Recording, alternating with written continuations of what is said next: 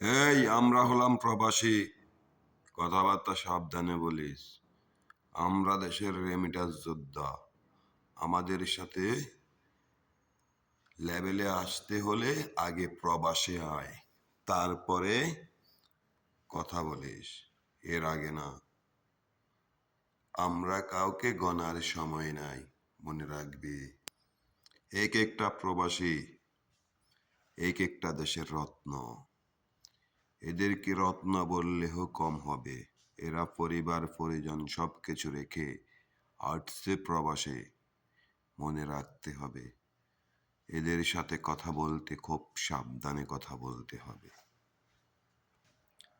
আমরা প্রবাসে এগুলা বানাই এবং এগুলা খাই। আমরা প্রবাসে এগুলাই খাই।